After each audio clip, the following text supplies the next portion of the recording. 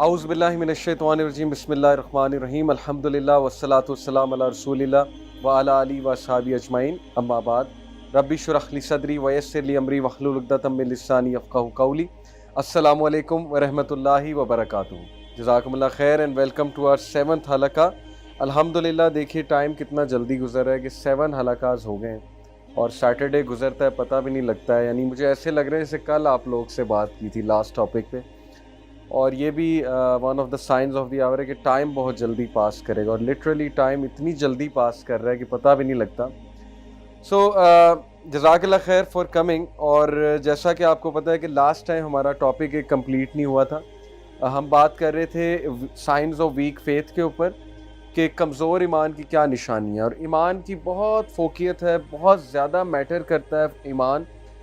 तो इसलिए मैंने इसको लिस्ट में रखा है कि we should work on our ईमान। अगर हम अपने ईमान पे, अपनी फेथ पर काम नहीं करेंगे तो फिर हम असल पर्पस से दूर हो जाएंगे। जैसे मैंने आपको बहुत सी मिसालें दी कि लोगों को खुश करने के लिए बहुत मेहनत करते हैं, बहुत एफर्ट्स करते हैं, लेकिन अल्लाह ताला के लिए उनके पास टाइम नहीं है।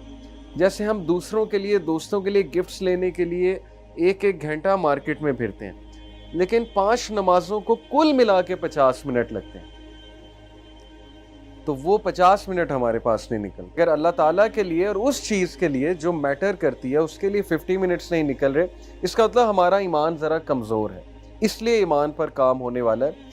तो आज का जो टॉपिक है इंशाल्लाह उसमें हम बात करेंगे कि ईमान को इंक्रीज़ कैसे किया जाता है, what are some of the ways कि ईमान को इंक्रीज़ किया जाए, क्योंकि ईमान इंक्रीज़ और डिक्रीज़ होता है, और ईमान का ताल्लुक यकीन रखिए हमारे बिहेवियर के साथ है। जब बंदा इरिटेटेड होता है, जब बंदा ज़रा ज़बान का ज़्यादा कड़वा हो जाता है ना, तो समझ जाए उसका ईमान कमज़ोर है, क्योंकि इब्न अल क़य्यिम ने कहा कि ज़बान जो है वो दिल की अक्कासी करती है।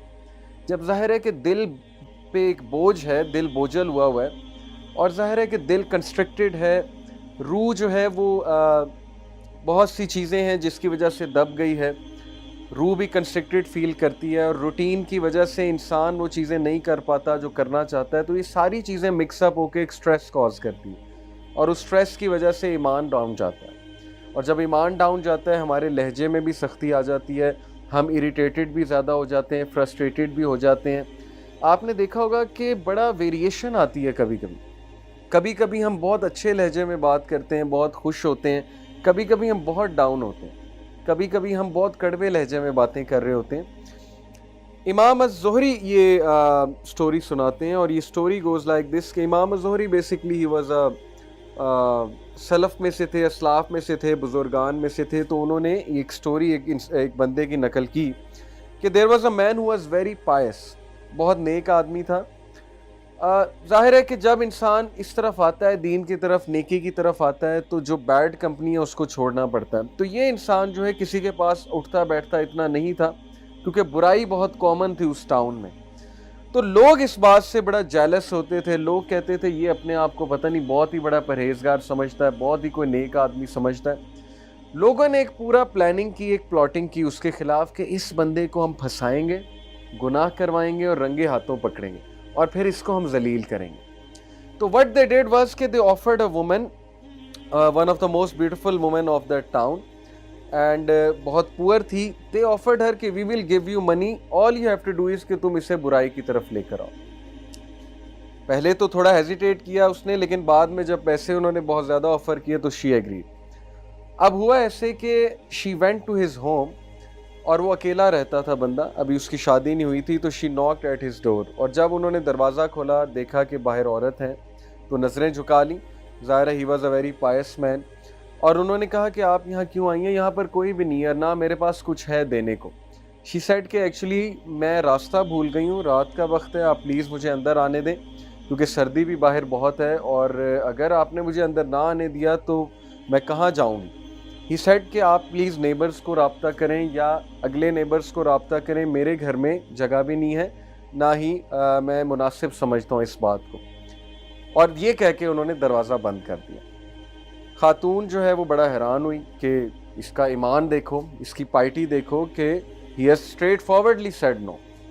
However she came back again, उन्होंने फिर दरवाज़ा नॉक किया, और दरवाज़ा नॉक करके इस बार उन्हें अल्लाह का वास्ता दिया, اور کہا کہ میں نیبرز کے پاس بھی ہو کر آئی ہوں, جھوٹ بولا, لیکن کسی نے دروازہ نہیں کھولا ہے, کسی نے مجھے جو ہے وہ اندر آنے کی اجازت نہیں دی ہے, تو کائنڈلی آپ نیک آدمی معلوم ہو رہے ہیں, آپ مجھے جو ہے یہاں اندر آنے دیں, ایک نائٹ سٹے کرنے دیں.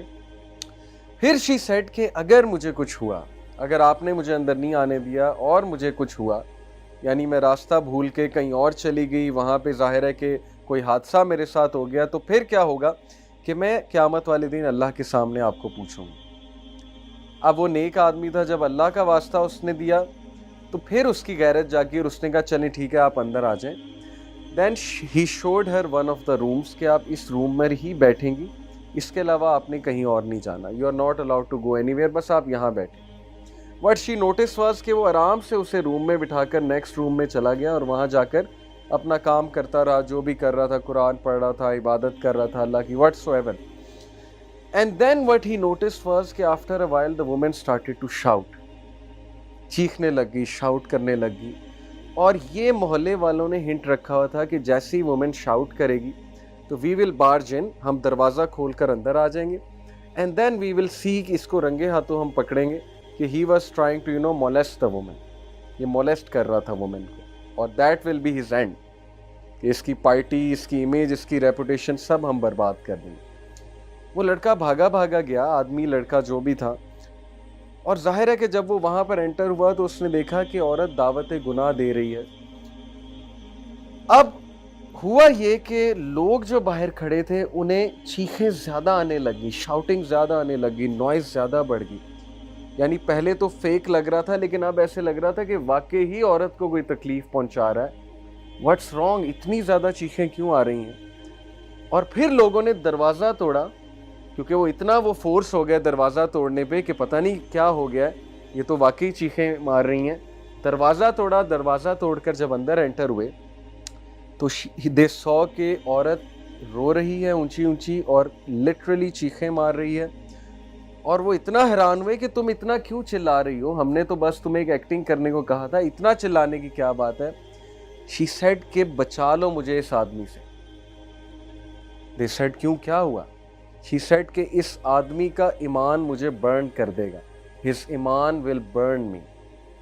اور دے سیڈ کیا مطلب, اس کا ایمان تمہیں کیسے برن کر دے گا؟ شی سیڈ کہ when I was trying to invite him, گناہ کی طرف دعوت دے رہی تھی, یہ بندہ میری طرف ایک سٹیپ جب اس نے لیا تو یہ رونے لگ گیا. یعنی ظاہر ہے کہ وہ بھی پھسل گیا, جب وہ ایک سٹیپ میری طرف لینے لگا تو یہ رونے لگ گیا. Then what he did was کہ یہ کونے سے ایک لیمپ لے کر آیا, آگ کا لیمپ, آگ جل رہی تھی, آگ کا لیمپ لے کر آیا, اس لیمپ کے اندر اپنا ہاتھ گھسا دیا اور اس کا ہاتھ جلنے لگا. اور جیسے جیسے یہ ایک سٹیپ آگے لیتا تھا یہ اپنے ہاتھ کو مزید آگ کے قریب کر دیتا تھا, جیسے ایک سٹیپ اور آگے لیتا تھا یہ اپنے ہاتھ کو مزید آگ کے اندر کر دیتا تھا, یہاں تک کہ اس کے ہاتھ کو آگ لگ گئی. اور جب اس کے ہاتھ کو آگ لگ گئی تو میں نے مزید چیخنا شروع کر دیا کہ کہیں یہ مجھے ہی آگ نہ لگا دے. لیکن یہ والی آگ نہیں, اس کے جو ایمان کی آگ ہے, جو تپش اس کے اندر سے نکل رہی ہے فیتھ کی, ایمان کی, وہ چیز مجھے برن کر رہی ہے, تو مجھے بچا لو.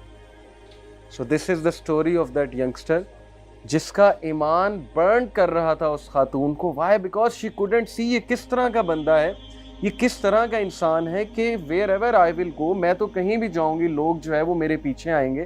یہ کون سا نوجوان ہے, یہ کون سا انسان ہے جو ایک نظر بھی نہیں دیکھ رہا اور اوپر سے ایک سٹیپ لیتا ہے تو اپنے ہاتھ کو جلانے لگتا ہے. یعنی Y was he doing that? Because he new کہ جہنم کی آگ اس سے بھی زیادہ گرم. تو اگر میں گناہ کی طرف جاؤں گا, اگر میں نے کسی قسم کا غلط کام کیا تو پھر اللہ تعالیٰ کل کو اس سے بھی گرم آگ میں مجھے ڈالے گا. تو یہ بہت ہی موٹیویشنل واقعہ میں نے تو جب سنا تھا, اسپیشلی یوتھ کے لیے, کہ ایسے لوگ گزرے ہیں, ایسے یوتھ گزرے ہیں, ایسے نوجوان گزرے ہیں. صلاح الدین ایوبی کے دور میں آپ کو پتہ ہے کہ کرسچنز ٹیمپلارز کی کیا ایک سازش ہوتی تھی. دے نیو کہ یوتھ کو خراب کر دو تو سب خراب ہے, بیکاز یوتھ جو ہے نا وہ بیک بون ہوتی ہے ایک نیشن کی. نوجوان جو ہے وہ بیک بون ہے. چینج نوجوانوں سے آتی ہے, چینج اولڈ پیپل سے نہیں آتی. اولڈ پیپل کا اور رول ہے, نوجوانوں کا ایکٹیو رول ہوتا ہے. جس قوم کے نوجوان بیکار ہو گئے, جس قوم کے نوجوانوں نے وقت ضائع کرنا شروع کر دیا, تو اس قوم کا ڈاؤن فال شروع ہے.